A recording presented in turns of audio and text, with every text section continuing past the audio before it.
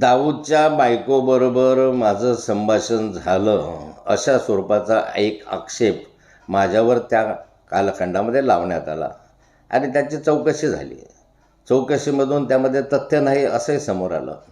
आता त्या ठिकाणी कुठलाही पुरावा नव्हता, पण आता गिरीश महाजन, सलीम कुत्ता याच्याबरोबर त्या पार्टीमध्ये उपस्थित होता याचे फोटो प्रकाशित झालेले आहेत.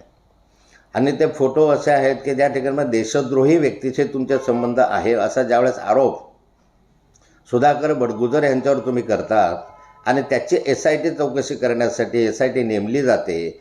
त्या SITमध्ये गिरीश महाजन आणि त्या संदर्भामध्ये जे कोणी असतील त्यांची चौकशी झाली पाहिजे. मग गिरीश महाजनांचाही सरळ या ठिकाणी सलीम कुत्त्याबरोबर त्या ठिकाणी फोटो दिसतो आहे, पार्टीमध्ये उपस्थिती दिसते आहे.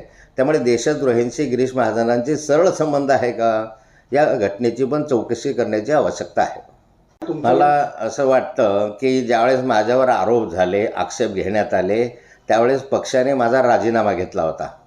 आता गिरीश महाजनांवर देशद्रोहाचे आरोप होत आहेत आणि ते पुराव्यानिशी समोर येत आहेत, तर त्यामुळे गिरीश महाजन मंत्रिमंडळात असताना त्यांची चौकशी कशी होऊ शकेल?